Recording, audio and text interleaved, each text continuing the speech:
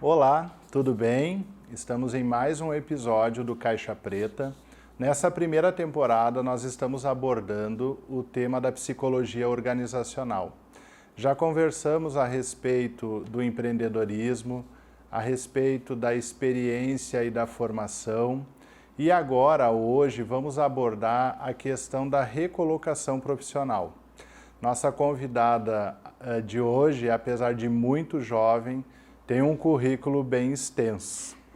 Ela é consultora de recolocação profissional, ela tem docência no ensino superior na área de gestão de pessoas, marketing e vendas. Ela é coordenadora do Polo Educacional à Distância da Universidade Metodista em Santa Maria. Ela é coordenadora do setor financeiro de uma instituição de ensino, coordenadora da equipe comercial de uma instituição de ensino superior aqui em Santa Maria.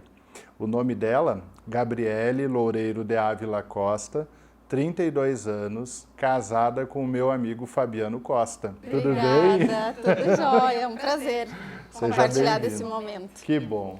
Apesar de muito jovem, o teu currículo já é extenso, né? Eu gosto de estudar, então eu acho que isso faz toda a diferença no mercado de trabalho, né? Então, a minha paixão é estudar, é compartilhar conhecimento e colaborar com as pessoas. Então, eu sempre estou correndo atrás de me especializar e para abrir as portas. Que bom, Gabriele. Conta para nós um pouquinho assim como é que foi o teu interesse por essa área de recolocação, né? Porque eu acredito que o Brasil hoje chegou a ter 14 milhões de desempregados, né? É um número bem alto.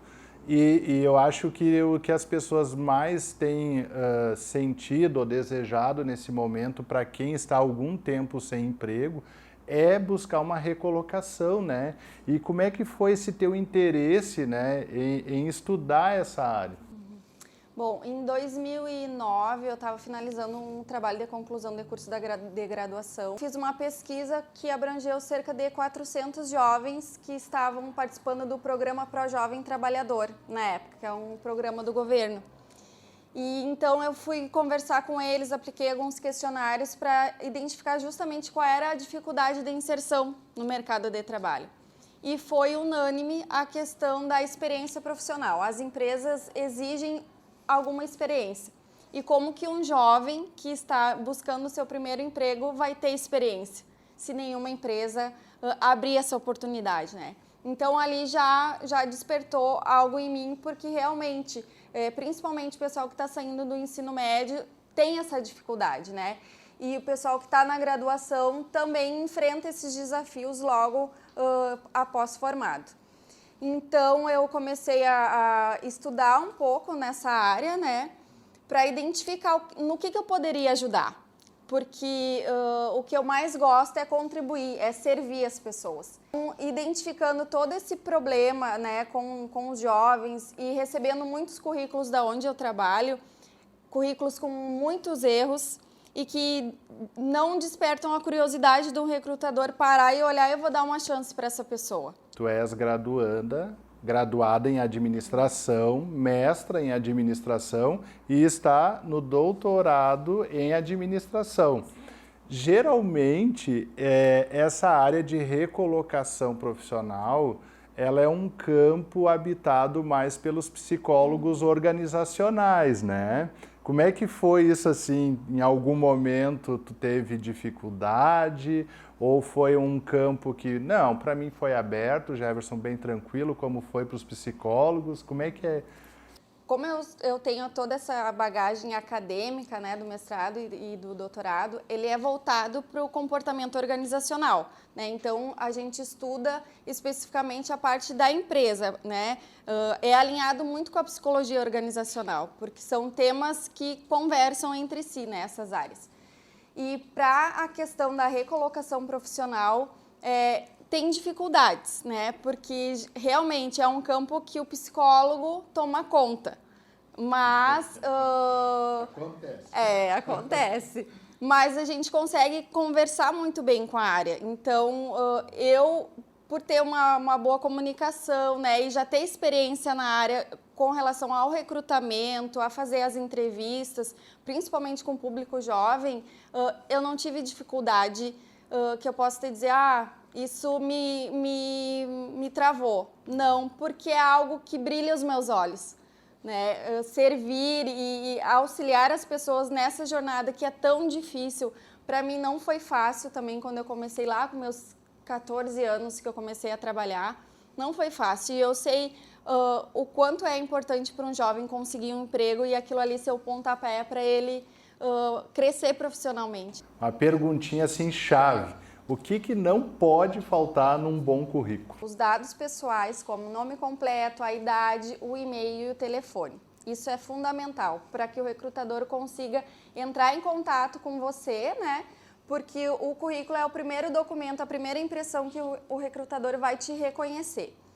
Depois dos dados é o objetivo. O objetivo é clássico as pessoas colocarem contribuir para o crescimento da empresa. Isso é algo básico e uma das coisas mínimas que uma empresa espera do seu colaborador. Então, o objetivo é o nome da vaga, a função que a pessoa está querendo exercer. Tá, dica importante. Dica valiosa. E depois a formação acadêmica, que ela é nada relacionado com cursos de qualificação. Formação acadêmica é ensino médio, graduação, pós-graduação. E as experiências profissionais, que aí tu elenca elas da mais atual para a mais antiga, colocando ali as atividades que foram exercidas naquele cargo. Depois que eu entrego um bom currículo e que o recrutador ele pega lá e diz assim, poxa, gostei do currículo do Jefferson, vou chamar ele para uma entrevista. Na hora da entrevista, o que eu tenho que fazer e o que eu devo evitar? O fundamental é a comunicação, seja ela verbal ou não verbal. A linguagem corporal, ela fala muito de quem é a pessoa. Se a pessoa está sendo entrevistada e está com os braços cruzados, com as pernas cruzadas ou mexendo muito as mãos, demonstra muito nervosismo. E identifica que a pessoa não está aberta para aquela conversa. Então, é importante cuidar da linguagem não verbal também, se comunicar muito bem, olhar nos olhos do recrutador, né? E estudar o seu currículo. Porque eu não posso simplesmente entregar o meu currículo e não lembrar do que está nele, porque o recrutador ele vai apenas validar o que tu colocou no teu currículo, ele vai ver se de fato aquilo que tu colocou ali é verdade. E uma coisa bem importante também é estudar a descrição da vaga e a empresa onde a pessoa está indo fazer a entrevista. Eu já tive casos que eu perguntei para uma pessoa que estava fazendo entrevista para trabalhar comigo se ela sabia do que trabalhava a minha empresa. E ela não sabia. E era para um cargo que era fundamental a pessoa saber o que ela estava fazendo, qual era o serviço que a instituição ofertava, né? Então, é importantíssimo tu demonstrar que tu realmente conhece aquela empresa. Estuda teu currículo, estuda a descrição da vaga e cuida da tua comunicação verbal e da tua linguagem corporal também. E a apresentação pessoal desse candidato, isso vale? Isso é mito? É verdade? O que tu nos dá como dica aqui? A aparência, ela conta muito, né? Então, não significa que eu tenho que ir com um vestido longo, né? No caso de mulheres, mas estar bem apresentado, né? Com as roupas limpas e mulheres evitar decote, porque numa entrevista, o que o recrutador precisa enxergar é a competência técnica e comportamental e não o corpo do entrevistado, né? Então, mulheres evitar o decote, homens barba feita, cabelo bem arrumado, evitar boné, né? Porque é uma entrevista formal, não é um jogo de bola, não é uma conversa informal que tu tá tendo. Então, a aparência, sim, ela precisa ser bem cuidada, porque isso também demonstra o teu profissionalismo. Me veio uma dúvida aqui, Gabriele, assim, ó, que nós, ao lermos jornais, enfim, vagas na internet, a gente percebe que ainda existem vagas, mas também existe um número de desempregados muito grande, né? Tu acredita que assim faltam vagas no mercado? Como é que, a partir da tua experiência, dos estudos, né, no doutorado, no mestrado, o que vocês percebem assim? Esse mercado de trabalho tem uma lacuna tão grande quanto ele mostra assim em dados? Na verdade, existem dois lados que precisam ser trabalhados, né? Um deles é a parte da empresa. A empresa ela precisa dar oportunidade para as pessoas que ainda não têm experiência. É isso que a população precisa, né? O índice de desemprego ele está muito relacionado exatamente com essa questão, principalmente com os jovens. Ninguém dá a oportunidade do primeiro emprego. Então, se eu vou entregar meu currículo para a tua empresa, né, e ali a vaga diz experiência em computação gráfica, digamos. Se aquela pessoa, ninguém deu uma oportunidade para ela, como é que ela vai ter experiência? Ela não vai conseguir aquele emprego, se um dos critérios é ter experiência. Então, o que falta é os empregadores ter esse olhar, né, ter esse cuidado, essa sensibilidade de querer dar uma primeira oportunidade, acreditar, né, naquele candidato, né, no potencial que ele pode desenvolver dentro da empresa. E o outro lado é a questão da estruturação do currículo do candidato, né? Então, eu falei da parte da empresa e a parte do candidato. Se eu não tenho um currículo estratégico que chama a atenção do recrutador, dificilmente eu vou ser chamado para uma entrevista, né? E um currículo estratégico é aquele que brilha os olhos do recrutador. O recrutador, ele leva cerca de 5 segundos para olhar um currículo, para separar, digamos, separar o joio do trigo. O bom currículo daquele que ele não vai chamar. Exatamente. Então, ele leva 5 segundos para separar, para olhar esse eu vou chamar, esse eu vou olhar depois. Então, se eu não tenho um currículo bem estruturado, um currículo estratégico que é específico para aquela vaga, dificilmente eu vou ser chamado para uma entrevista, né? É importante também cuidar LinkedIn, que é uma das ferramentas mais atuais hoje em dia para fazer recrutamento. Então, o LinkedIn ele é uma rede social, mas ele não é voltado para desabafos, para uma rede de relacionamento de amigos. Ele é uma rede justamente formal para recrutamento e seleção. Então, é onde tem network.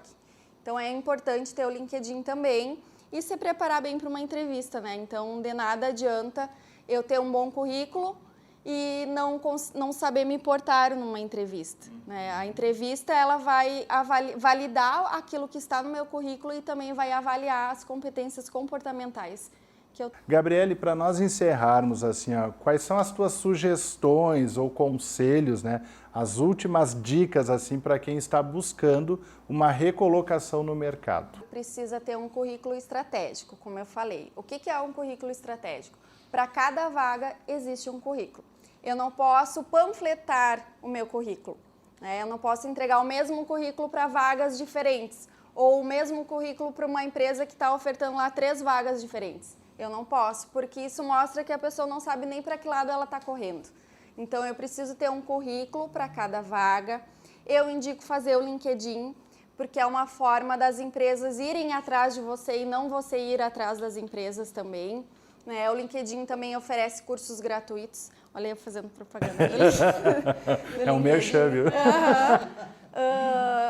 Estudar, buscar qualificações, né? Existem plataformas que oferecem cursos gratuitos online. Não interessa se ele é 1 hora, se é 2 horas, se é 20 horas, isso não vai interessar, né? Um curso de qualificação, ele vai encorpar o teu currículo. Outra questão que é importante também é o candidato procurar uma empresa que tem os valores que estão de acordo com os valores dele. Por quê? Porque isso vai perpetuar o candidato dentro daquela empresa, né? Então, se a minha empresa, ela, por exemplo, tem valores éticos cristãos que são de acordo com os meus, é muito mais fácil eu permanecer naquela empresa do que eu ter choques de valores e acabar acontecendo conflitos dentro daquela empresa, né? Então, procure empresas que estão dentro dos seus valores. Isso vai facilitar muito mais a sua permanência dentro daquele local. E também, os recrutadores, hoje em dia, eu utilizo um teste que é Fit Cultural, que justamente identifica essa questão, se o perfil do colaborador ele é o perfil da empresa. porque isso vai mostrar que aquele colaborador ele vai fazer parte da equipe para crescer. Queremos agradecer, Gabriele, aqui pela tua presença, pelas tuas dicas, né, por todo o compartilhamento da tua experiência. Com certeza, os nossos seguidores, eles vão compartilhar esse vídeo, porque as tuas dicas são valiosas. Muito obrigado. De nada, foi um prazer contribuir com vocês e que essa parceria aí perdure. Tá certo, então. Obrigado.